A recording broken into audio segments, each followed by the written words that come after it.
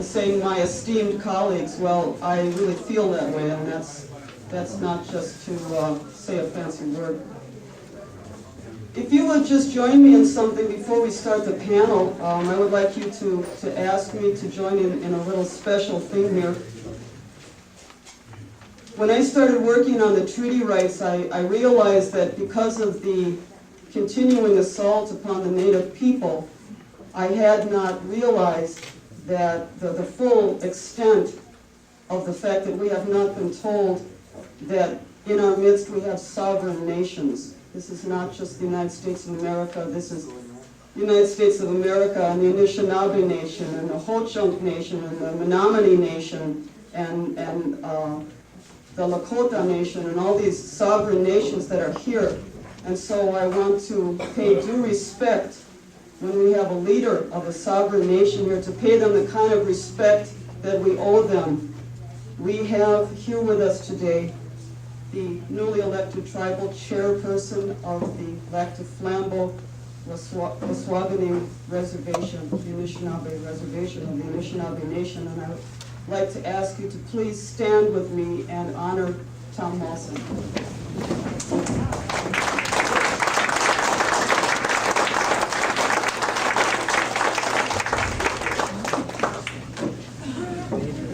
Usually the person asks if you can all hear me. Can you all see me? Could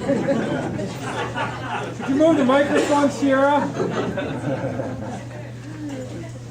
Now, we really do try to be even-handed here on our conference, and we have the opportunity this afternoon to hear from a representative who calls himself a representative of Noranda, Mr.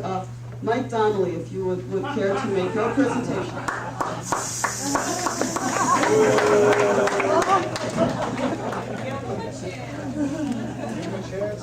Give him a chance.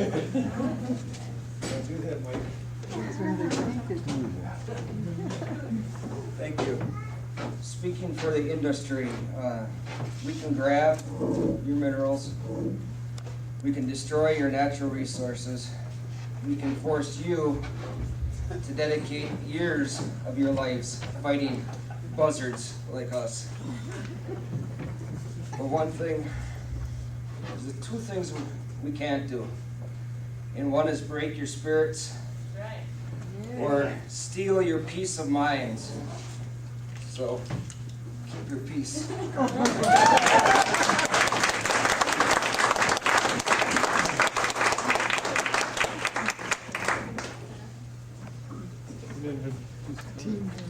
Rich, whoever you were. Speaking first on our panel is going to be Carolyn Parker of Ecola.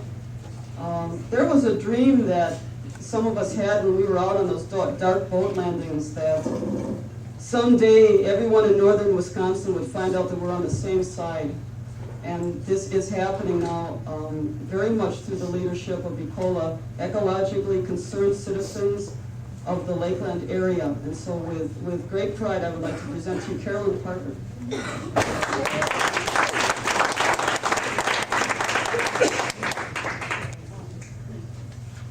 I asked to speak first this panel because my voice is going away, and there are people out there who would say that that's a blessing, but they did say that I could go ahead first because I don't know how much longer my voice is going to last.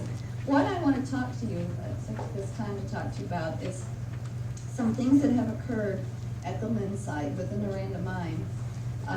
Some actions and strategies that Ecola has used to combat this mine, and some lessons that we've learned.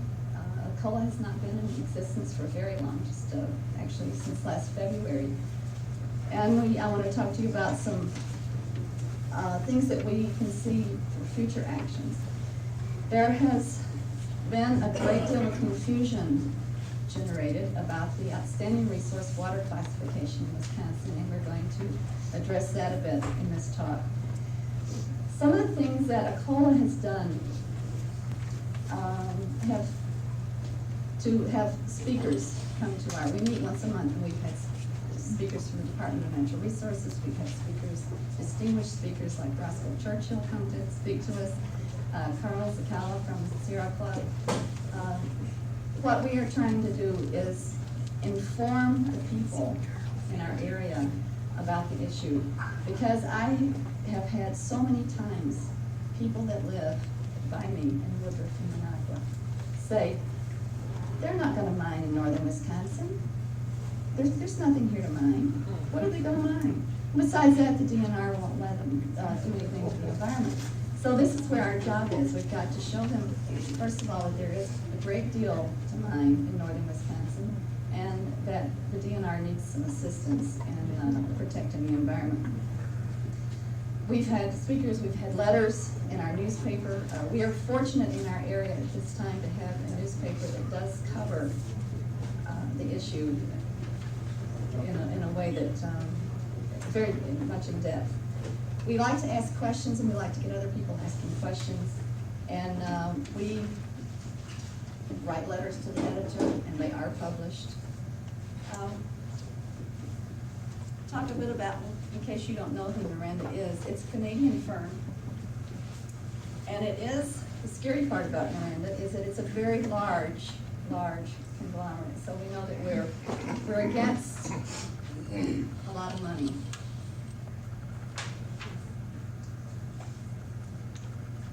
This is a kind of a chronology of what has happened in our area. The first mistake occurred here. And the reason I call it a mistake and the reason I'm talking about lessons is that if perhaps it could have been stopped right there on the first step. If more people had been aware of what was going on when the Oneida County Board of Supervisors gave the Noranda mine permission to explore in an insensitive area, if we had stopped it then, that would have been very nice. The lesson there for us is that we have to be alert and we have to watch things on a local level. Just recently in our area, we got wind of, we learned that there was a proposal going before the Vilas County Board of Supervisors. And this resolution that they were going to bring before the Vilas County Board of Supervisors was that they didn't want any waters in Vilas County designated as outstanding resource water until further studies have been conducted. Contacting the Vilas County Board of Supervisors was an effective tactic that was done, and because the Vilas County Board of Supervisors listened to us, that resolution was not signed, it was tabled. But that's the kind of things that we have to do. We have to listen and be alert to events that occur on a real small local level. In April of this year, this is when I began to get acquainted with, well, I missed one here. Noranda's intent, in case you haven't seen us walking around with this is Noranda's intent to collect data that we had to pour through, and it's not really exciting reading, but this was the document that Noranda produced for us. And then we had a hearing in April, and that's not what I started to say on this, where I began to meet a lot of you people at this hearing. You notice I have hearing in quotes. In July of this year, we got kind of encouraged when the Department of Natural Resources responded to this notice of intent. They sent a letter, and this is part of it. There was more that they didn't send to everyone. But in this letter from the Department of Natural Resources, they outlined some concerns that they had about this intent to collect data. And then you've all probably heard that Noranda is leaving Wisconsin. Well, it certainly did sound that way and newspapers misinterpreted the message, but I don't know if they intend for us to misinterpret it, but they aren't leaving. They're just regrouping, and they're going to concentrate on resolving the issue of what is a lake bed, which, if I interpret that, it means that they're going to put pressure on the Department of Natural Resources as far as their definition of what a lake bed is.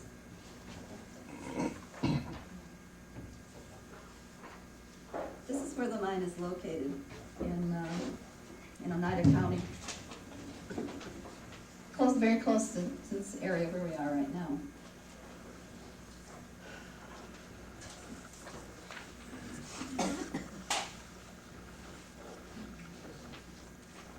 Okay, this is from this wonderful document here, this map. The proposed pit area, which is supposed to be 63 acres, 450 feet deep. And what I have marked in red here are the areas that the DNR had just mentioned in that letter I just showed you that they're concerned about as their definition of a lake or stream. And in the back of the room, I have pictures that a member of our group took in the spring and also this in August after it was, after we had our dry summer, of these areas that are in question. And you can see from those pictures, even the ones that were taken in August, that these are wet areas. If you go out into this area in the spring, you have to wear boots. This is a wet area. The entire area of the proposed mine will cover 342 acres. But as a representative from Noranda said, it's just an ugly little area anyway. It is now. All those orange pipes sticking out of it. Now, Noranda is not just working at Lynne. They're working in a lot of other areas. This is just a newspaper article about one of the sites that they have now abandoned for now. But in case you haven't heard about this one, and you probably have, you people are informed, but Noranda is also proposing a huge gold mine 2 miles from Yellowstone National Park in a grizzly bear habitat. And the headwater, the water that would be close to the mine area would go into Yellowstone.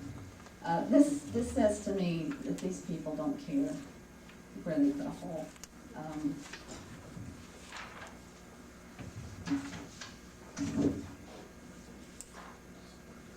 Okay, this is some of the points that we have talked about what we find wrong with this particular mine. It's in a very environmentally sensitive area, and we've even had a representative from our area, Mr. Jim Holfren, who has decided that this is truly a sensitive area, and he has come out against this particular mine, which we really appreciated his stand on that. And he gave a COLA credit for helping to change his mind. But I think anybody that listens and goes out to this mine site and listens just a little bit would understand that this is not a very good place to put an open pit mine. It's a half mile from the Little River. It's close to walleye spawning ground. There's a wolf pack in the area. The groundwater that would flow from the mine site would go toward the Little River or toward the Little Rice River Basin. It's a sulfide ore body, which is a whole problem in itself. The mine, as they propose it, will be in operation 24 hours a day, 7 days a week, and it's projected to go for 10 years. The area, as I mentioned, would cover 342 acres. They'll be taking the mill tailings out, and they'll make a pile that will cover 110 acres, that'll be 50 feet high, and then another 100 acres will be covered with mounds of whatever they take out of this will be 60 or 70 feet high. The treated water from the milling process could be discharged into the Little River. We're concerned about the negative impact on the wildlife in the area, from the noise, from the pollution, and just the busyness and how it's going to change. Lights at night, what's that going to do? What's that going to do to the wildlife that lives in there? We're also concerned, of course, about the potential effects of a mine of this size on groundwater. Is it going to affect people's wells? What can it do to the groundwater? The DNR has mentioned in that one letter that I held up a few minutes ago that there is a very possibly a Native American cultural significance to this area, and I'd like that particular aspect explored. We're concerned about the impact of utilities that are going to have to be moved into this area to support the mine. The roads, the power, all the utilities, the disaster. What if we have a terrible disaster, an explosion, something like this? How's this all going to be dealt with? Who's going to pay for it? You want this? Now, Noranda likes to keep us all informed, so Noranda has a newsletter. Am I putting these up here more crooked? They're crooked. Okay. Pretty crooked stuff. Pretty good, okay. So we receive news from Noranda. And the news that they send, of course, is very interesting. And I was talking about the ORW confusion. This is one of the sources of the confusion. In every newsletter, I have received 3 of these, they talk about how the ORW classification, and I read from the back of this, would affect the Lynne project. The ramifications are much broader and serious to others that would be impacted, including tourism, logging, pulp and paper industry, and wastewater treatment facilities. And that is why people are concerned and feel negative about outstanding resource water designation, is because people keep raising questions like this. The next letter from Noranda also mentions something that I thought was really interesting. They said that if the willow flowage is designated as an outstanding resource water, it would not only serve to stop any development, but it would stop the Lynne project. Which tells me that that's why it's so important for us to get the willow flowage designated as an outstanding resource water, and that's why they're so opposed to it. And again, in this letter, here, they mention how it would affect tourism. Now, I don't know if people know where all that came from, but there was a session that the Department of Natural Resources had where they brainstormed and just wrote down things that came to their mind about how the outstanding resource water designation could possibly affect, or what it could possibly affect. And that particular document was got out of the Department of Natural Resources, and people who oppose outstanding resource designation have used that as a document to say, look, the DNR said it would affect this and this and this. And that's not what they said at all. I will show you a letter here in just a few minutes that we were pleased to get just recently. We do have our little victories explaining about that letter. Now, when we said that Noranda was leaving, this was the press release that they sent out. I don't expect you guys to read this, it's just proving that I have it on hand here. But it says in here that their decision is part of an effort to focus exploration activities in states with a proven and predictable permitting environment and regions that encourage mineral development. They have suspended all environmental baseline studies until it is able to resolve the lake bed jurisdictional issue. So the lesson here is that we're going to have to start watching what's going on in Madison and monitor any pressure that they're putting on the DNR, if we possibly can, about this lake bed issue, because the lake bed issue is going to change their plans, as well as the ORW issue. Just some more coverage in another paper where they talked about how they're pulling out. But they've taken this opportunity to criticize the mining regulations in Wisconsin as being too strict, as being so strict that they're going to have to leave. And that is also, I keep telling you that, that's also a tactic that they're using to make us feel comfortable with our mining laws. And they say our mining laws are the strictest. Well, stricter than what? You know, you have to see what they're putting it up against, and you'll find out it's not anything. And also, if you pay attention, you'll know that a lot of those laws have been changed to their advantage recently. This is a letter I was mentioning earlier from the Department of Natural Resources, where the statement from this person says that there is a lot of confusion about the ORW status and what it would mean to any water designated that way. And he says the single ramification of this regulation is to establish effluent limitations for wastewater discharges from point sources. And that's all it would affect. It would not affect all these other things that Miranda would like for us to think it would affect, because then if it affects that, nobody else wants ORW status either.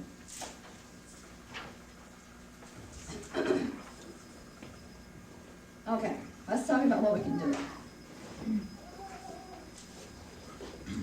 Okay, we have to be alert, and we have to monitor the legislature and be sure that no more of our mining laws are weakened. And there are a lot of groups that are very diligent about sending out notices to us. I get a lot of mail from other organizations in Wisconsin saying, this is about to happen, support this bill, write your legislator, tell them to vote against this bill. And those kinds of notices, when we get them, let's take them back to our groups. We get our groups, get numbers of people to take action. We need to get more laws passed. Again, more pressure on the legislators. The net proceeds tax is not a good tax. That got changed. We used to have a severance tax. A severance tax is much more beneficial to the state that's losing the resources. That needs to be changed. And we need, right now, I think the most pressing issue is the outstanding resource water designation. We need to help each other, and we need to stand together. We need to communicate and know what actions that we can take and what's the top issue right now. We need to talk to people, talk to neighbors, talk to friends. It's fun for us to talk to each other, but we're the converted. We need to talk to people who aren't converted. We need to give them information. I tell you, I can't believe the people that I've come up against who have made that statement. What would they mine in Wisconsin? So we need to get the information out. Well, Walt said that we represent a minority, and that's unfortunate. But I see that we're gaining momentum. If you think about it, you can see it too. That things are beginning to change. And sometimes we get tired, and sometimes people like Walt have to open up and say they've got a retreat for burned out activists. But we have to keep going, because I think it's working. You can see the cracks beginning to form. And when you think about what we're up against, the fact that there are even cracks is pretty incredible. The DNR is beginning to change a little bit. Somebody mentioned that the legislature is beginning to change. We may see something this coming Tuesday that would indicate that the country is changing. Action like we had last Wednesday in Madison. Last Wednesday in Madison, we had the Department of Natural Resources board meeting, and 25 organizations stood up with Jim Wise in front of the Department of Natural Resources board, representing thousands of citizens of Wisconsin. And that was very impressive. And those are the kinds of things that we have to do. They know we're out there, and we just have to stay out there. Thank you.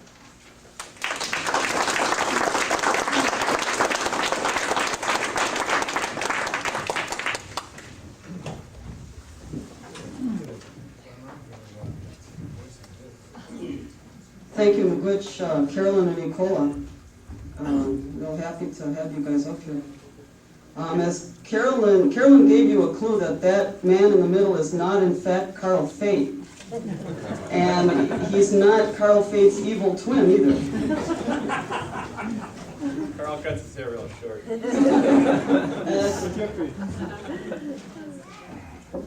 As Carolyn said, this ORW, Outstanding Resource Water Classification, is a really powerful issue right now, and a number of people have asked for a report on what happened at the DNR Natural Resources meeting on Wednesday. And I want to tell you that this man here, this Jim Wise, who is an Ecola representative from Tomahawk, did a fabulous, wonderful job in organizing that, and I turn the mic to him.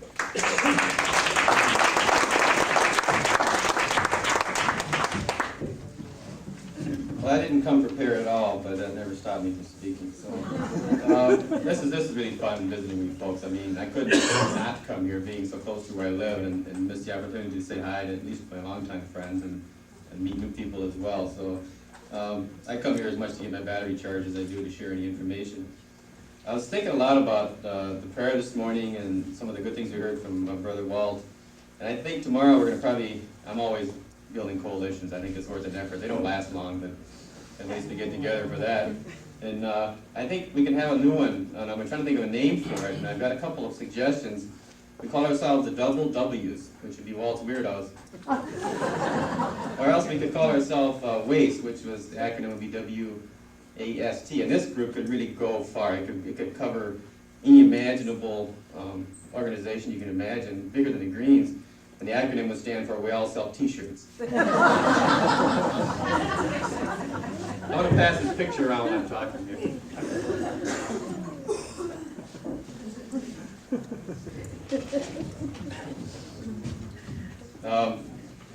We have some really talented people in Ecola, and it's been a real joy to work with them. The man that sometimes poses as Mike Donnelly also organized a weekend canoe flotilla, and this picture kind of says it all. And we owe Mark Flieger a lot for that. He's been a lot of work, done a lot of work with Ecola.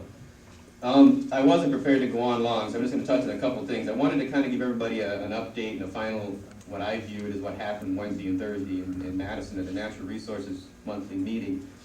As some of you know, we waited a long time for the B list to finally be presented to the Resources Board. 12 months, 7, 12, maybe 14 months, it was delayed.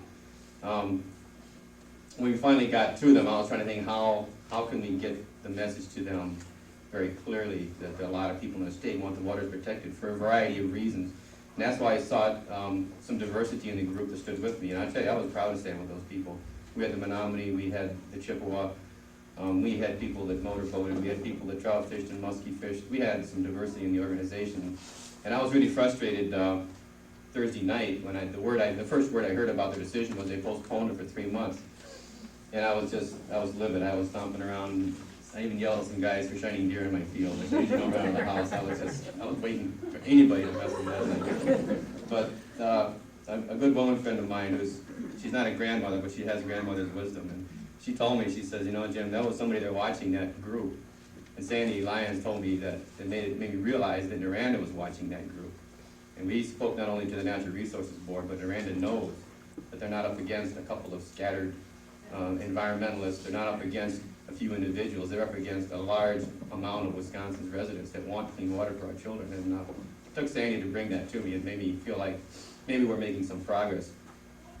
But the Natural Resources Board decision was they gathered information on Wednesday, and they made their so-called decision on Thursday. They made a vote. It was 5-2. And their vote was to table the B list until January meeting, at which time they claimed, and if they're people of their word, they will hold to their word, they will approve the B list in January. Their rationale was that they wanted to wait 2 months to use that time to educate particularly 2 counties that were very misled and very misinformed about what the ORW is going to do to those counties' economies through restrictions on the lakes. And the DNR, and I don't defend the DNR often, but they did a really good job of presenting to the Natural Resources Board what ORW can and cannot do. And it put to rest 12 months of misinformation. They even held up a document that was put out by Wisconsin Manufacturing and Commerce as an example of misinformation. So they stuck their necks out. Harold Bresette was like I've never seen before.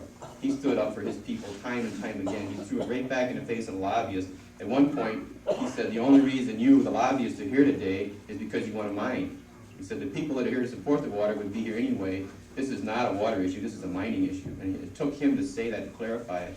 So we treated the board with respect, with the intention and the hope that they're intelligent people, and when they gather the right information, they will make the right decision. So Roscoe mentioned that there's a crack in the board, and that was put in there by Bresette. You know, he's out of here in a couple months. I'm a carpenter by trade, and my tendency is to put glue in a crack in a board and fix it. But I think we need to put something else in there. We need to put some people in there and work with this board and not assume because they're appointed by Thompson that they're all evil people. I think they need support from us to make hard decisions so that when they make these decisions, they can say, look, we had the people breathing down our necks. We had to make this decision, support the law, support the department, because that was the will of the people. And I think we may have some of these scoundrels on the run. I'm not too optimistic, but I certainly think we need to keep after them. If the lid's going down on the Lynne project, then we need to put some nails in it the next couple of months. So if you have a chance to support the board's decision, a letter, a nice friendly note saying, look, we appreciate what you've done. Go ahead and finish it off. Let's move on to the C list, which includes the willow flowage. I think we made some progress last Wednesday, and it was because a lot of people stood together. There was a lot of lessons that were learned by the Battle of Ladysmith. And as frustrated as I know those people were and are, I think it made a better DNR. It made our job in this region easier. Noranda has been held to the letter of the law by the DNR. The DNR is enforcing the laws so far to the letter, to the spirit, and to the will of the law. And I think it's because the people in Ladysmith exposed inaccuracies in the DNR, exposed incompetence in the DNR, and exposed mistakes and shoddy work. And I don't think that's going to happen as much in Lynne. I don't trust the DNR by any stretch of the imagination, but I think because of the hard lessons learned in Ladysmith and the black eye they got, that they don't want another one. And I think they're going to go overboard in the other fact too is they know we're going to sue the hell out of them if they don't. So I think the work that was done in Ladysmith, even though it was some losses, I think the victories are going to go into the next century, and that we are going to have a better resources board and resource management because of the hard work that those people, Roscoe and his people, have done for years and years and years. So don't think that everything you did was wasted, because it's going to make it better for us and our children. And so put that in the mix with the way, the good and the bad. Like I said, I mentioned in the beginning, it's good to see old friends, and I think Noranda's moved up into the Keweenaw Peninsula, and I haven't had a chance to meet these people. Is it the Averys? Right. These couple, raise your hand. This is Mr. and Mrs. Avery. I've spoken to them on the phone, but they're up against Noranda in the Keweenaw Peninsula. Noranda's filed a lawsuit against them for daring to speak out. Not Noranda. Great Lakes Great Lakes Minerals. Minerals. Great Lakes Minerals, is not Noranda not associated with that somehow? They have an expiration 60%, 40%. Either way, I think we need to welcome these people into our family and work with them. We're not that far apart in many ways, so I hope sometime today people will take a chance to visit with these people and find out what their battles are. We're all in this thing together, and thank you. That's all I'll say.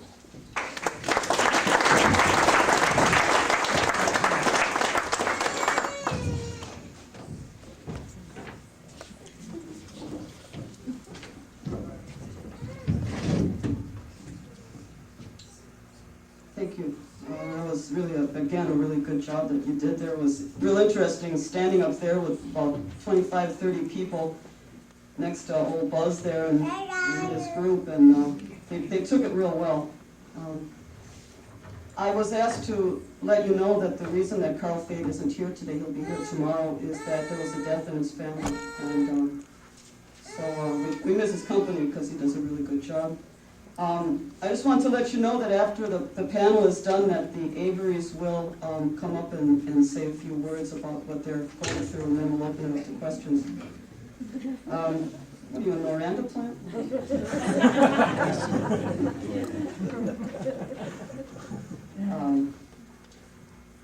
This is one of those occasions today where we get to be with a group of people that is so brave and courageous that it really makes life worth living. A number of years ago, we met another such group, and this was the Spearfishers of the Anishinaabe Nation. These people were willing to go out in the cold and dark every night onto the boat landings and risk the abuse and the threats and the obscenities of a racist mob who were, we believe, being engineered by the state of Wisconsin and the DNR to try to bully and threaten these people to give up their treaty rights so that the mining companies could move in. And as you know, these people have stood against them every step of the way. And we have a man here with us today who is one of that brave group. He personally has taken a lot of the worst abuse because he has stood right up there and provided leadership. That's right, and we have drumming in the background. Their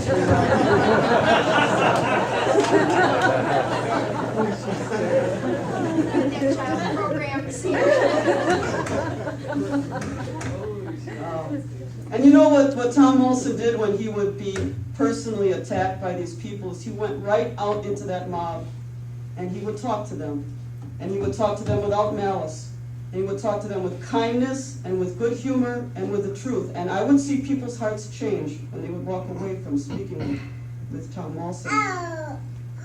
And so what happened a few weeks ago was that here in this miraculous year, the 500th year after the invasion, the people of his reservation elected him to be their tribal chairperson. So here's someone who knows what time it is, who is now the leader of that band, and with great love, I'm going to introduce to you Tom Wilson.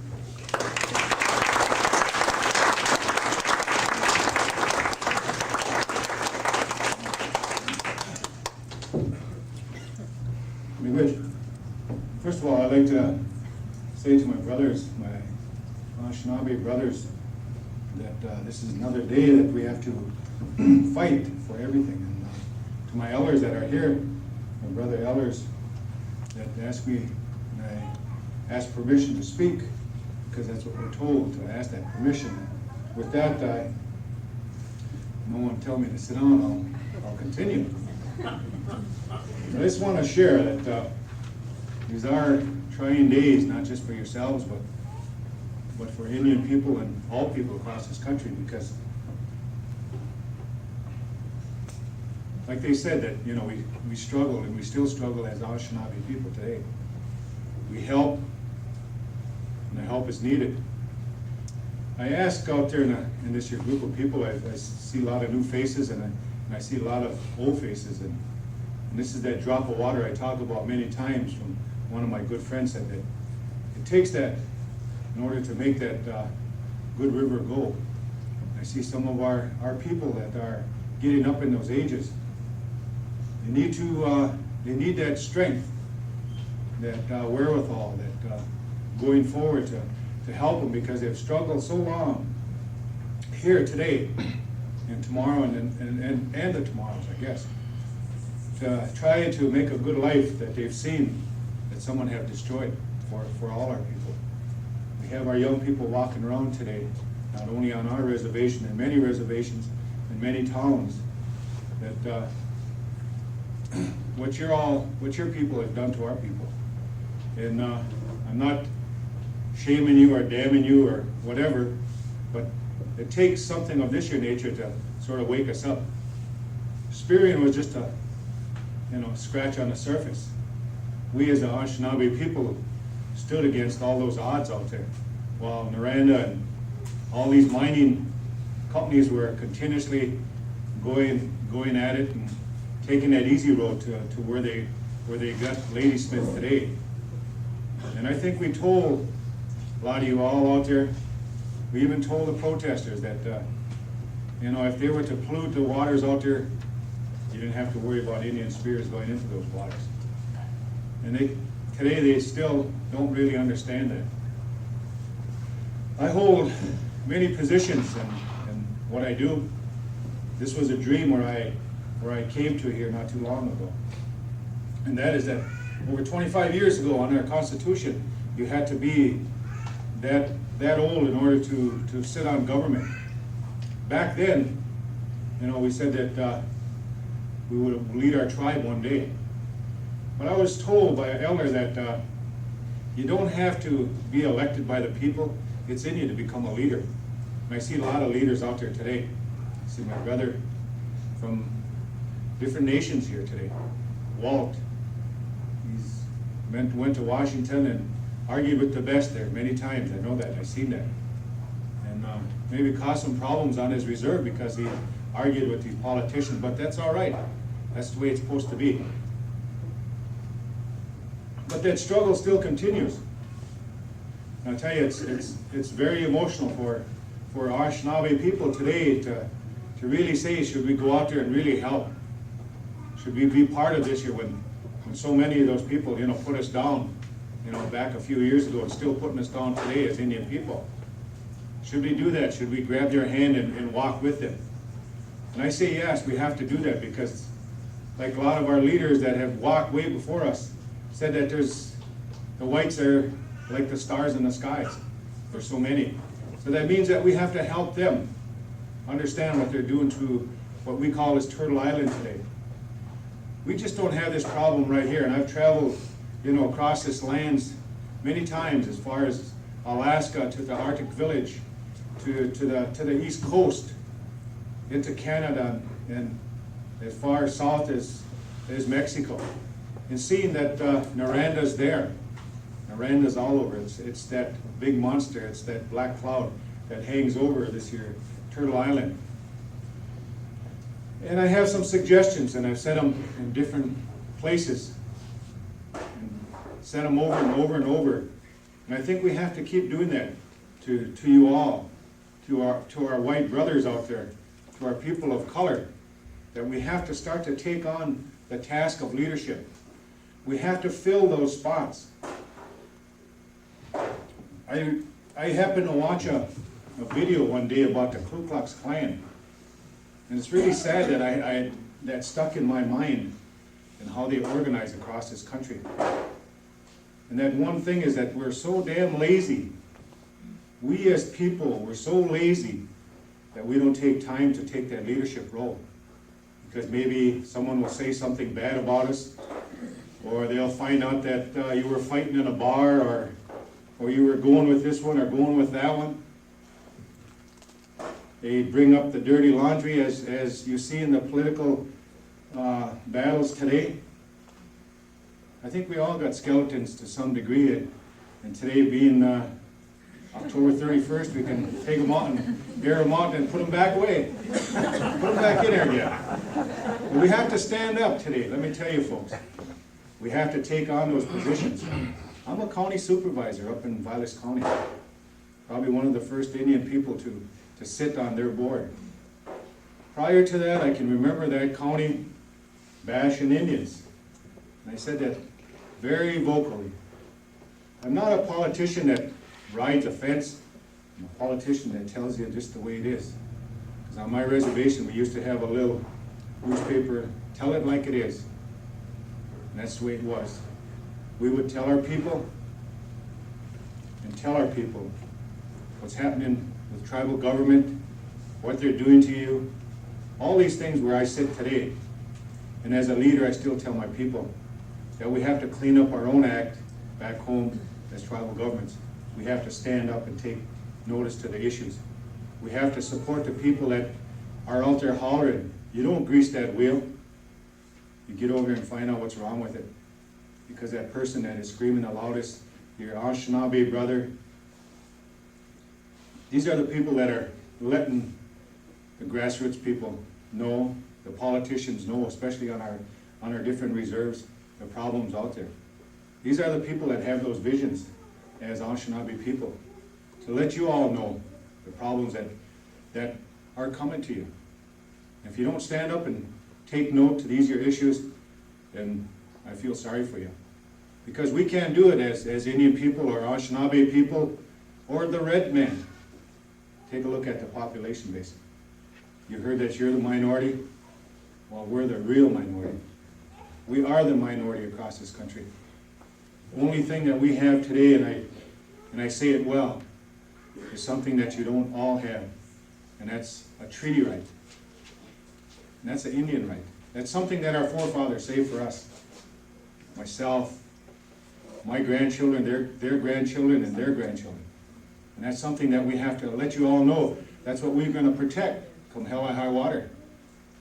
Like I say, in my tribal government today, we have a resolution that says no mining in northern Wisconsin. We'll share that with whatever group or whoever. And I have no qualms in standing up and saying, Naranda, get the hell out of here. Kakkak, go. All these organizations. We have different organizations in the entire state of Wisconsin, being Indian tribes, or you're all as your tribes, your people, your gatherings. You all have to stand together. This room should not be big enough. We should be outside, and it should be back all the way to Highway 51 over there, with numbers of people saying today that we want to make sure that tomorrow is going to be safe for our grandchildren and their children that are not here. We all have to say that. You as elders, I have a tendency to, and I hope that I can scold you a little bit, because we sat there so long, and never really realized until something really affected you all. And this is a festering. This is like a cancer. We have to find some type of ointment to save it. And only you can go into your communities, because we're told that Indian country is sort of a matriarchal society. Our people, the women sort of lead that. Our elders are respected. Our elderly women are respected. And these people have to say that because, you know, they are the bearers of the future to be. We need you all, you elders, that you have children, you have families. It's also like a bloodline. You have that drop, and you can make that river a lot larger to make them understand that by doing what they're doing today to Mother Earth, there's not going to be a tomorrow. We probably won't see it. But let me tell you, I bet you there's going to be a time, if we don't stop it today, that you won't have to worry about eating fish, because there ain't going to be no fish. If we let Noranda and all these your big conglomerate organizations come to northern Wisconsin or wherever they may be, we have to tell our Indian brothers across this country it's got to stop. Even though they have used it through the bureaucratic system, the BIA, to say that that is the only way that Indians could derive or get those annuities, as they call it, through mining or whatever happens on their reserves. We see that happen today. We see their lifestyle completely go out the window. We see them not being who they are today, the keepers of this year, earth. We have been blamed because we're part of that. And we all too have to take note that we're subject to that abuse by Noranda, because they do lots of trickery. You've seen all the good things that they're supposed to have written over there on how mining could definitely have a good impact on your communities. You have to stand up against all odds like we did. And we'll continue to do that. And I asked my brothers that came from Madison today, told me there was 100 plus of his brothers down there. They have to stand up and say that vocally. You have to stand on that square in Madison, continuously say that you have to stop mining, you people. And I asked the white communities, the white representatives here, you have to go into your communities and take over when there's a council position or a chairman's position in that community, may be from a Girl Scout, Boy Scout, or a town board or a county board. You have to apply yourself to that, because you will then have that opportunity to do as I did, call different people in Vilas County and say that ORW is coming to the Vilas County Board. Get a whole of your representatives, go out there and speak. I have no problems in saying that when those things come before Vilas County, because I do sit on that solid waste and mining board. Now, I am on record to say that there will be no mining in Vilas County, and that if you will try to hide something from me as a county official, as an elected official, then that's my duties to do something about it. So it's really important that you take that, especially for our young people here today. Take on those advocacy roles for your people, for your children to be. That's what it's all about here. It's not easy today to be part of our Indian society because of the things that I see on my reserve that has happened in the past. It's not easy to be a chairman, and I've only been that for a little better than a month now. Because of the things that the state of Wisconsin has thrown, on my reserve, and I'm trying to use a rake and clean up and do the right thing for my people. It's not going to be easy for me to stand up and tell my people that wasn't the right path. But it's going to take some time, and I'll definitely do it, because I do believe that is the way I have to go. That's the way I was told by a lot of our elders. Because of the Ogichida society that I'm told I have to talk about. That has come back to my people, a warrior society. That we have to take on those roles. That we have to say the thing that is right and the thing that's wrong. And I think today that this is the right thing, right here, what we're doing. But we need a room 100 times as big, because we need to bring your families with you. I know you all have brothers, sisters, and whatever. We have to convince those people. It's very hard to convince our Anishinaabe people to trust you. Like I said earlier, it was hard for us to take trust at the boat landings, because so many of your people were causing so much chaos and so much hate for our people. It wasn't easy to take that abuse, but yet it was a very small group that started from the Eagle River area. Those people that came and stood by Indian people. We really didn't know what that was all about. But as we've seen it grow, it was there, that drop of water, that created the harmony amongst the grassroots organizations that stood up against the aggression of the state of Wisconsin, Clauser, Thompson, that whole group to try and smash the Ojibwe Nation. It was guys like Walt and my brother Fred back there that took the blunt into the rocks that came hurling at us night after night, and our elders taking that abuse. But yet today we stand proud as a nation because they couldn't buy our treaty right. So I ask you once again to bring your people, your young ones to these your types of events. Maybe they might be noisy or whatever, but you got to understand those young ones are learning. That's what we're told. When we teach something in those lodges, I'm told you bring your young people because we're just here for a short time. And I see a lot of our people that will be passing on, walking on to that spirit world. And we need to grab all that energy that they had and all that good thoughts, because we need that. We need to build that up because we've got a hell of a fight ahead of us. We need to give them strength by getting larger numbers to let them know that they went unfounded, that they're doing right, that their cause is right. That's what's happening back in Indian country today. Maybe one day we'll have a larger room. Maybe we'll have more Indians than you all sitting here. I don't know. But I see a lot of our Anishinaabe brothers, and I really appreciate to see them come here today. And all you people come here today too. We do have organizations out there that have a lot of good mouths that can really talk to those ears out there. I told different people here, get a hold of your county people, your town boards. Get out there and tell them. Get those resolutions going. You know, I learned all that stuff from you guys.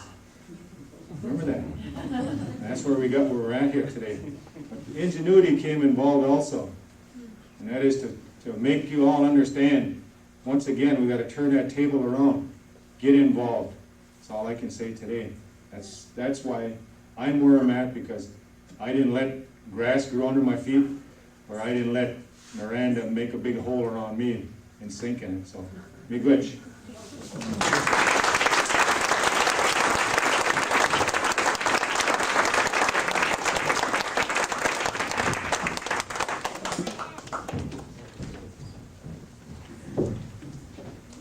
want to do the next introduction? She's starstruck. Good Tom also. Before we open it up to questions, a number of us asked the Averys if they would just come up and take a couple minutes to fill you in on what's happening to them up in Keweenaw, Michigan. They're members of a group called Awake. If you would care to come up and fill us in?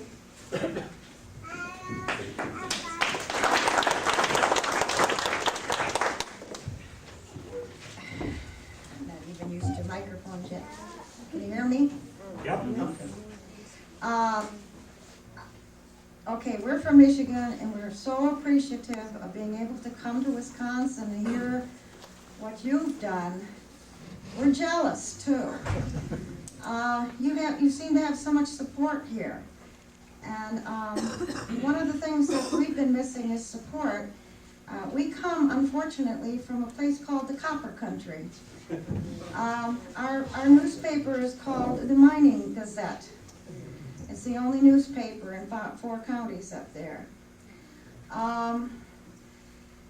People around there are hurting. They're poor. They need jobs desperately, as of course we do all over this country, but I guess they need them a little worse. And their heritage is mining. I mean, they never mined. Maybe their fathers did mine, but their grandfathers mined, and it's like glory. And that's the kind of thing that we've been fighting for the last year, because it was just a year ago right now when we discovered that a company called Great Lakes Minerals was coming in to put a copper sulfide mine 3/4 of a mile up above the lake that we live on, which is the largest lake in Keweenaw County. Some people today have asked us where Keweenaw is, if you can picture Lake Superior, and you can picture the little thing that sticks out in the middle of it, that's us. I often told my children, I taught in social studies, it's referred to as a rabbit, and we are in a rabbit sphere, Yeah. which is very close to Isle Royale. You're by Isle Royale. Are you in Copper Harbor or where are you? We're about 16 16 miles south of Copper Harbor, between Calumet, Houghton, and Copper Harbor. So you're straight down. Yeah. We're on the largest, as I say, the largest lake in Keweenaw County. When these people came in, when Great Lakes came in, we gathered almost immediately that this was probably a done deal. They had the county legislators behind them all the way. They had the newspaper behind them. They had the Lions Club. They had the Kiwanis. They had all the people you people have talked about today behind them, all the business people. And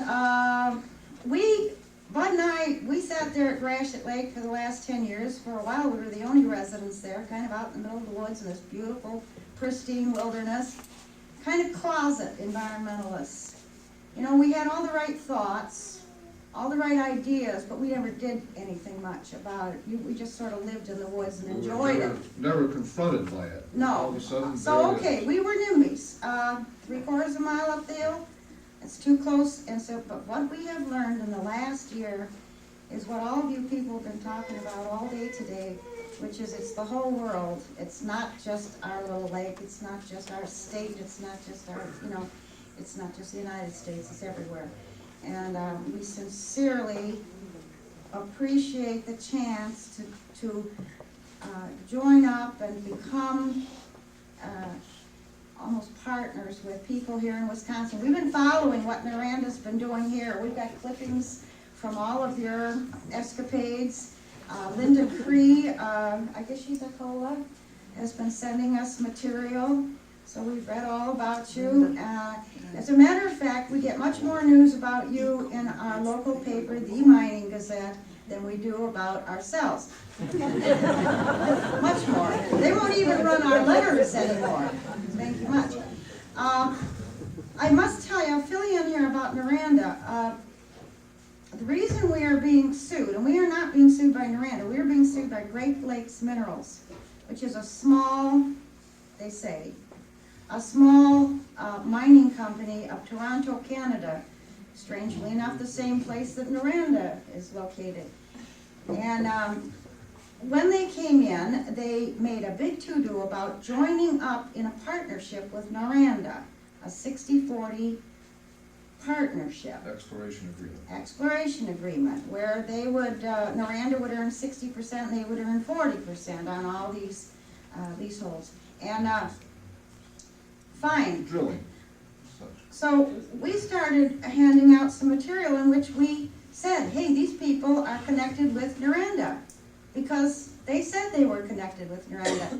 Then we began talking about Miranda and saying what awful people Miranda were. All of the things that Caroline here put up here on the board, all of those things that we were concerned that Miranda would do. So Miranda didn't sue us, strangely enough. It was Great Lakes Minerals. The reason they're suing us is because we said they were connected with Miranda. Guess what? Miranda has moved on. 10 days ago, Miranda opted out of this lease agreement with Great Lakes Minerals. It has not been in our paper, and it's very difficult for us to believe this because we can't read it in the paper, but we checked with Rhinelander, we checked with the DNR, our DNR, you got troubles. And anyway, yes, Miranda has, what they have said is in the foreseeable future, they will not be exercising any of their options up there. So we're left with a smaller company, I guess, who's looking desperately for a big partner, and they have said this. And they are suing us, Bud, myself, and John Manty, whom some of you know, who is our secretary. They're suing us each for in excess of $10,000. Money we don't have. We're all, terrifically rich. And And so it's been exciting. They started suing us, threatening us in March, and they sued us in May.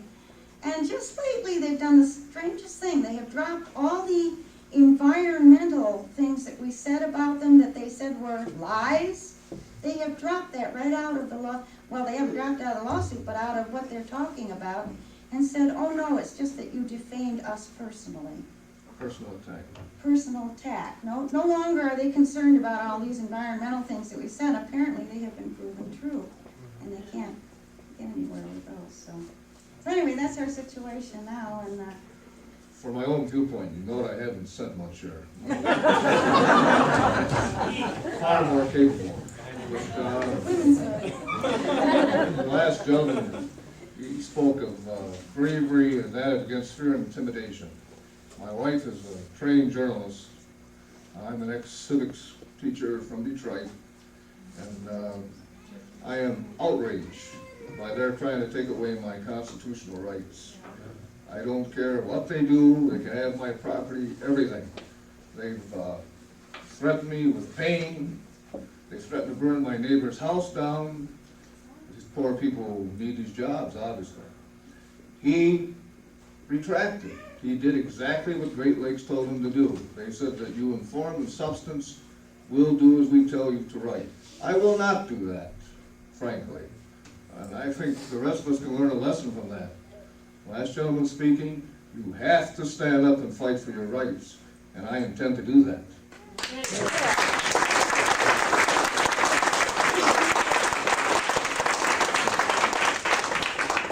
just one more thing. I was going to show you this map. This green here was the acreage that Noranda had. It was 41,800 acres. Great Lakes Minerals, this is the northern Keweenaw.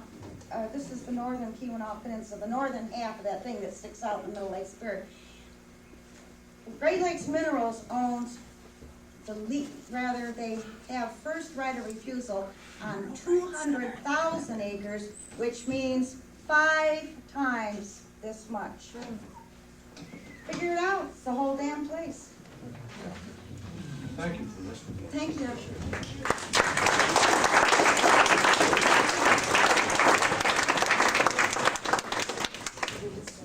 Thank you, Mick Witch. Good luck, we're all with you.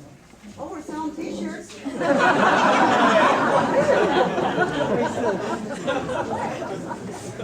W-A-S-T. Also t-shirts. As long as they mentioned that, let me take that opportunity to remind you that there's a lot of really good information back there. Al Gedicks and his group, the Midwest Treaty Network, the ECOLA, the Rusk County Citizen Action Group, and Evelyn Churchill's wonderful Declaration of Independence back there. And then right in the middle there is information from Karen and Merle about the possibility that this whole mining issue may be intrinsically connected with the attempt to put nuclear waste in here. So keep that in mind, and I just wanted to mention we have 2 of our sisters here from Madison, from Nuke Watch. Karen and Merle, would you just raise your hand so people know to talk to you if you've got any questions? And Bonnie and Donna from Madison, if you'd raise your hands. Some of these people spent, not Columbus Day, but Indigenous People Day as is coming to be known. They spent the day organizing national citizen protests and resistance against a train that's been carrying nuclear waste. So I just wanted to take the opportunity to mention that. Now, the floor is open for questions for anyone who has spoken. Yeah, I'd like to know if this SLAP suit has generated any additional support within the community for the anti-mining effort. This seems like a lot of people would be outraged by this. Yeah, there are, in Holton, the southern part of Keweenaw, Michigan Tech, that helps. I used to teach at Michigan Tech. We have a lot of people who are behind us. There are an awful lot of people in the category that someone this morning mentioned, I think our first speaker, that are for us but don't want to become involved because of their jobs, because of their concerns, their families. Out where we live in northern Keweenaw, in the northern Keweenaw, where the mine is going to be, and where mines, I should say, there's a series of 5 that Great Lakes Minerals will put in. We're kind of in the minority. They need jobs. I don't understand how they cannot care what happens to that beautiful place. Any of you have ever seen it? I don't understand it.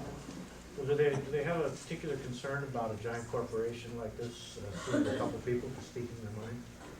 Yes, that has engendered quite a bit of support. In fact, they just had a UPEC, Upper Peninsula Environmental Coalition, and the Friends of the Land of Keweenaw, the ones who fought the paper mill successfully at Keweenaw Bay. They just held a benefit dance for us. It was extremely successful. We didn't advertise out at our end. We didn't want them to come. But all the people from Walt and Kakkak came. It was, and people from Marquette. It was really interesting. I have a question for you. You said that they leased 200,000 acres. That's a lot of land. Is that all county land that they lease? It is all in the Keweenaw. Now, what that means is debatable. Some people say the Keweenaw is only Keweenaw County. Some people say it's a whole finger. I think it is mainly, however, in That's Keweenaw Holton County. Hancock. That's still Keweenaw. That's Holton. There's Holton County goes up to the portage there, and then after that, it's north of there. I think Ogden should be considered a Keweenaw bioregion. We really consider four counties as the Keweenaw, Right. which would include Farragut and. But all this land is just in Keweenaw County proper. We think it's practically all in Keweenaw County. As far as we know, that 200,000 is, and they have rezoned the 240 acres just up from our lake, just east of our lake, as extraction district. That ore body runs right down to the White Pine Mine, which is the biggest polluter. And I worked there 40 years ago. Did you? Yes, underground. Wow. That's when it was first opened up. But another thing I would like to say, just to show the values of some of those people up there, didn't they just have a park being made of calumet, a big hunk of iron, and that's what we're supposed to venerate, you might say, as a beautiful monument. That piece of junk, which I wish wasn't there at all. It's the remains of the old copper industry they're honoring, and I don't think that half the people there know that Great Lakes Minerals plans to put an open pit mine right in the middle of the newest national park. Yeah, just named the national park. They made it, yeah, right. And that's the mine where years ago when they were having strikes up there, the company people hollered fire, and many people were killed up there. I knew an old trapper who was at that when it happened. Yeah, there are some people who feel like you do, some former miners who feel like you do. But the majority of them are people who really never worked in the mine, and therefore they look back on it thinking, things were so prosperous, and they really weren't for the miners. They were only prosperous for Boston. Right. All that went east. All those profits of that last mining. But it makes it hard to fight that particular kind of mining up there in the copper country. Has there been much snowmobile tourism or anything? I know most of the people that work up there in the summer, they gotta have a job for the roads and parks or something. But is the winter tourism doing much It's up there? very good. One of the reasons we formed our organization was to let the property owners who do not live there in the winter, and there are a bunch of them, know what was happening. And we got terrific response from those people. Oh, don't let them do it, don't let them do it. And as a matter of fact, we now have about 100 members. There are still, however, only 3 of us who do the work. They're all gone to Florida. But they are helping us. They're behind us. So. What's your court date? Your court date?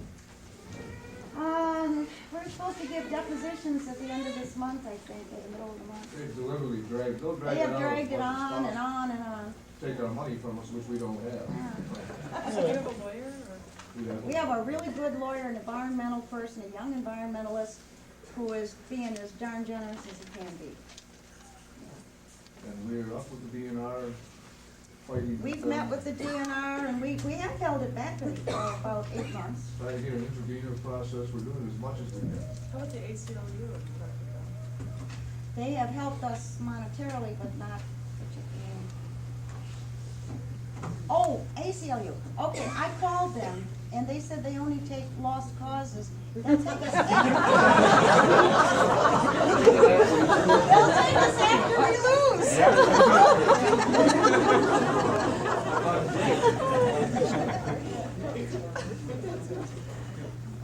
Question or comment. Interesting story from Michigan. We can get back to, but we've got to get back to the panel and the willow flowage. The question is, what is the status of the county board and the county staff people who work within the forestry there? Who's for it? Has the county, our elected officials learning anything over the past year? What? How much do we have? How much effort must we give to work our the supervisors? The situation, Oneida County is the Lynne deposit. The deposit is on county forest land, on county owned land. The county will be the recipient of the small smelter proceeds. They will be making all the money. So there's a lot of incentive for the county to support this mine. It's not on a private land, it's on their land. They initially started the whole process by allowing exploration, encouraging exploration.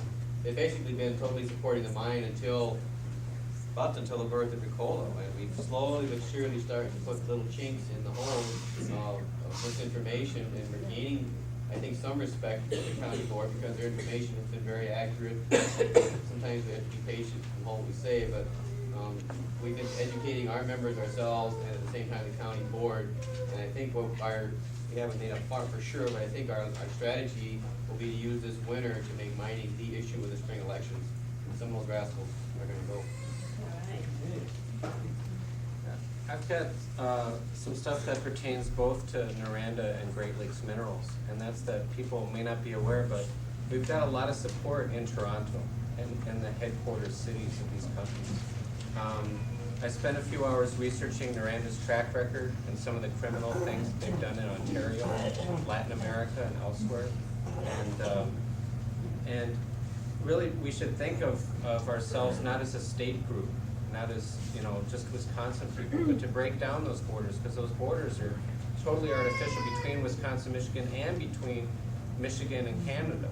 And we're at the southern edge of the Anishinaabe Nation. That is one area and one geological area as well, and we should really think of it that way, and realize that the political situation now in Canada really plays to our favor, in that the Canadian corporations, and they've got this newspaper, The Northern Miner, you can read it, it's fascinating stuff. They are scared to death of Indian environmentalist alliances. And they look at what we're doing here and they blow it way out of proportion from what it really is, which is a relatively strong movement, but they put it on the Canadian level, wherein, they had an armed confrontation near Montreal, they had their railroad tracks blocked, they had bridges blowing up in British Columbia and all these kinds of things because of native uprisings in that area. And so when Noranda hears from their people here that there are native peoples becoming opposed to the Noranda mine, they really are scared. And there's a group in Toronto, the Canadian Alliance in Solidarity with Native Peoples, that has so far held 2 rallies of about 40 to 50 people each at Noranda headquarters in Toronto against the Wisconsin mine. And we really have to keep that relationship going. I think one of the things that people can do is to write letters to the press in Canada, because if you listen to CBC, which you can hear at night, or you read some of the Canadian newspapers, they report native issues and environmental issues, I would say 5 to 6 times more than the American press. It's a much bigger issue up there. And if we write them letters from Wisconsin to the Toronto newspapers saying, we're in Wisconsin, there's a corporation from your city that wants to mine here, we're opposed to it, they'll print those letters. And the people at the top ranks of Noranda will hear about it. Another thing that we could possibly do in the future, I guess for both Wisconsin, Michigan, both Noranda and Great Lakes, is to do something like what Gashkabosh did in London, or what Bob Casper did going to Salt Lake City to Kakkak headquarters and raising hell, is to maybe even get together a caravan of some people to go through northern Wisconsin, Michigan, down to Toronto, and let them know that the people here are opposed to it, to kind of bring the war home to them. And Canada, with the constitutional crisis, with the Native issues so high on the agenda, they're going to listen. They've put a temporary halt on that Windy Craigie mine in British Columbia, haven't they? Which goes to show that they're thinking more about pollution perhaps than we are. Yeah. So if people want to see this stuff, it's good. Okay, good. I got a couple of comments. I dabbled into the corporate structure of Noranda a while back and discovered that they are part of Carolyn had some of this up there, they're part of a larger entity. Part of that larger entity is a group called Macmillan Bloedel, which is a major deforester of British Columbia. You look at the Forest Forever, what's happening out in our Northwest is happening in BC, run by Mac Blow, which is a part of the same company that runs Noranda. I'm on your mailing list, and it seems to me that somewhere mixed in with your stuff, maybe it's from somewhere else, there's this thing called the slap back. Are you familiar with that? Yeah, yeah. Okay, so you know about slapping back.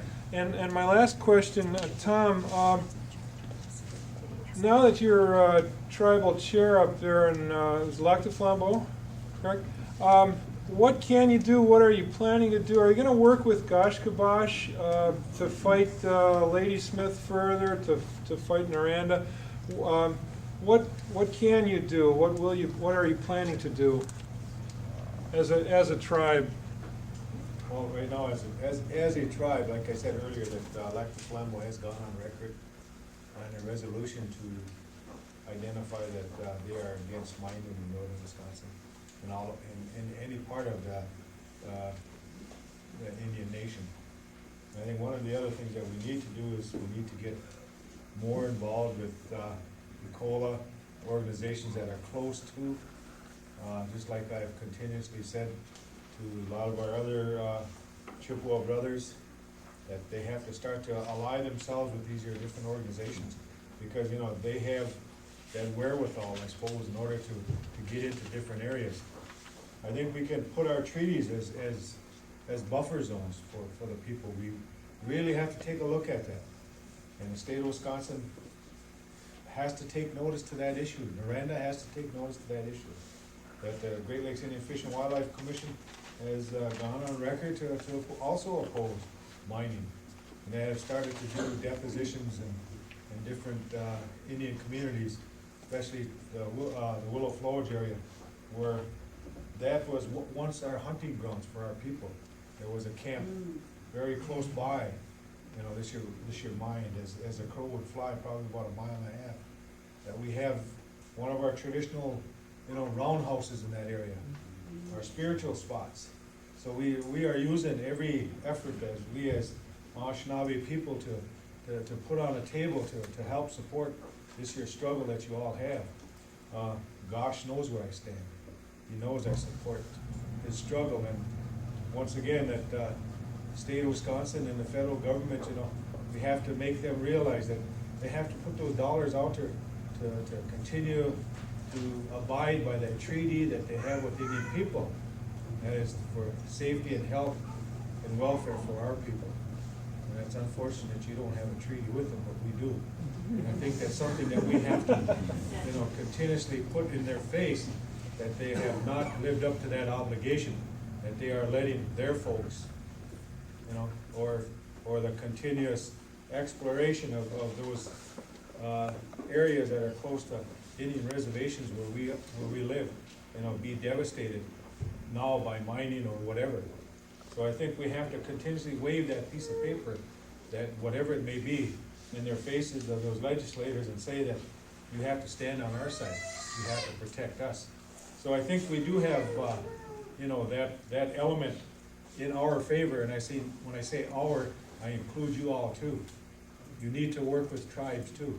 You need to let them know that, that you're supportive of those issues, because, like I said earlier, we didn't really trust you, and that trust is still not there yet. That's why you don't see a lot of our Indian brothers or a lot of other Indian leaders here today. So I really believe that you have to make those pilgrimages once again to to those Indian reservations and talk to those leaders and make them well aware, as you have to do that to those county board supervisors or those people that hold those offices. You have to educate them. The Vilas County supervisors, it was really sad to sit there and listen, especially the 5 gentlemen that signed that particular resolution that was gonna be passed in Vilas County. They knew nothing about that.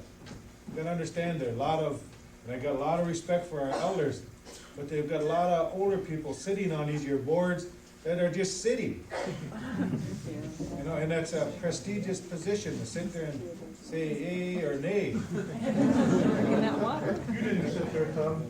Hell no, I didn't sit there. I hope I don't get in that situation as I get older than just to say that. But it's really important to put a little firecracker underneath there every so often and say, what the hell are you doing there? And I think you all can do that. You can all go back into your different communities, get to know those guys, because they all, I'll tell you something, every one of you people that are activists out here, I'll give you a dime to a dollar that Miranda has a sheet on you that long. They know when your eye twitches what you're gonna do. I can tell you that, I know that through the negotiations. And it's really important for you all to get to know your supervisor when he makes or she makes her move one way or the other.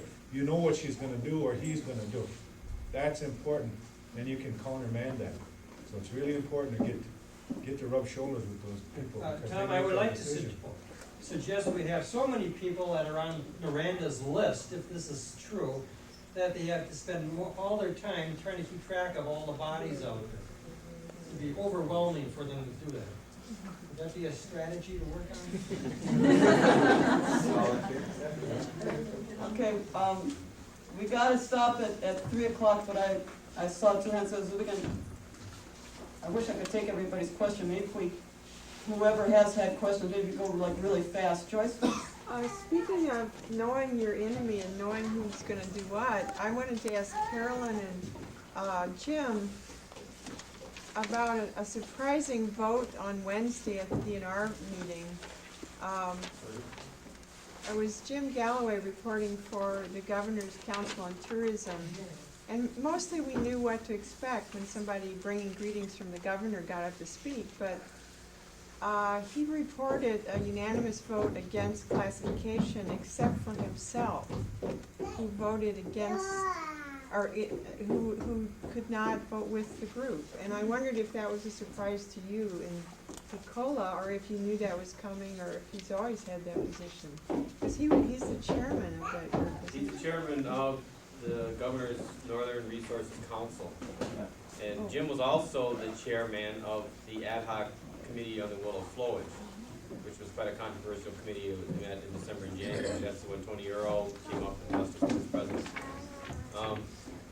Jim has some problems with the ORW issue, and I don't quite understand what his real concern is, but he was not going to support ORW as it is today, or the criteria as it was today, partly because he was treated poorly, I think, by the DNR at one particular meeting. They kind of gave him some disinformation, and he really doesn't trust the DNR. And But he reversed himself, didn't he? yeah, he did, and basically I've worked well with Jim, even though he isn't a Thompson appointee. He's got a mind of his own, and he's a little feisty. So this Governor's Northern Resources Council, I don't know much about them. I don't know that they have much clout, but I think they were a reaction to the lack of information coming out of the north. So Thompson appointed. I've always knew Jim was rather fair. That's the question. Do you know anything about this, Carolyn? No. His report from the committee that he sat on, I thought was extremely fair. His report was that Bob Young and his people did a very good job regarding willow flowage, and given the criteria, that's the way he put it, they acted absolutely correctly in recommending the willow flowage as an outstanding resource water. That was the only thing that we came to a consensus on, was that This was a group that I would normally not have consensus with, but I did agree that using the criteria we had today, the willow flowage was rated outstanding. And then Jim took it on himself to put another point in there that caused a lot of controversy through letters. But his other point was that we all agreed there should be no future damage to the willow, and Noranda hit the ceiling. They did not want to tie on to that, and they claimed that that was not a consensus item, and it wasn't. We didn't discuss it. But Jim took that as the message from the board to the DNR. And Noranda and the county board, some other the pro-mining people took it to task for it. So he stuck his neck out in the path, and he's not, he told me on the phone, he said, I didn't ask to be on that committee, I didn't get paid to be on that committee, and I'm not going to take it about that committee. We've got to be fair and move on to the next panel, but we'll just take these last two questions real fast. Laura and then Walt. Okay, just two separate questions, but I think Carolyn and Stan can both answer these. The first one is, I noticed that there's a real big, the eco law is really strong in Oneida and Vilas counties. Has there been any outreach into Price County, particularly with the farming community? And even though Noranda doesn't have the Lynne sites in Price County, I see here that there are two different EKL sites there. I'm just wondering, I've a lot of family in Price, and I know this is a pretty new issue with them, and I'm wondering if there's been any outreach lately. EKL is Lehman and Associates. Right, I know, but has there been any outreach to Price County to let them know, especially for because they're such a big agricultural area, to let them know what Noranda is about? We send out news releases of meetings and events, and I think that sometimes, I don't know if we always send news releases to Croix County, but if we don't, it sounds like we should. Yeah, I was just curious because I know it's always a pretty distant issue over there. At least they don't know enough about it. I know I've heard it mentioned as a possible newspaper. It's a real hotbed, yeah. It's a real hotbed of people, I think, that would expand your I'll say two things real quick. base. One is we're really a new group. We haven't had a chance to go far. The other thing is one of the other Natural Resources Board members is a lawyer in Phillips, which is in Price County, and it might be a really good tactic to work through his newspaper to educate him. And appreciate it. The second real quick question is just when you talk about the Wisconsin Manufacturing and Commerce group, at the company that I used to work for, I would go to those meetings and occasionally speak out against, if the issue came up, whether it be mining or, my big thing was recycling. I was down there for a recycling proponent. And I'm wondering, has anybody, just as you say, people should take stock in Noranda so that you can go in and speak at their stockholders meetings. I have never, in all of my 3 years at the Wisconsin Manufacturing and Commerce, have seen anybody else as a representative, or just there, you can get memberships in the Commerce. I've been to their meetings because I'm a member of my Chamber of Commerce, and my chamber belongs to, so some of my dues go for paying for misinformation. So, I mean, has anybody else though been there to stand up and speak out? I'm just saying that, I mean, the open meetings, so you can stand up and question anything. Another good suggestion. They wouldn't let Carl Fade in the door at their meeting. Oh, so they would let me in. Well, you probably dressed like them. See, Carl didn't have his necktie on, and highly suspect. But I'm just saying, that's because, again, I think there are a lot of businesses involved. Wisconsin Manufacturing and Commerce is so large that there are multiple levels of businesses involved that probably don't really understand the stand that the Commerce is taking on this issue, and probably would withdraw their support. One of the first things Ecola did as soon as we got some money generated is we joined the Minocqua Chamber of Commerce, and we have yet to use that, but we're slowly working. We thought that was the best way to get in to work with them, was to be a part of them, so they could not restrict us from coming to their board meetings. Yeah. So it's a tactic you can use. It costs a couple $100, but again, you gain access to a group of people that are very influential. Okay, Walt Bresette, did you want to wrap this up? Yeah, and I may have stepped out when this was addressed, and maybe Robin can help me even ask the question. News reports were that Noranda was moving out.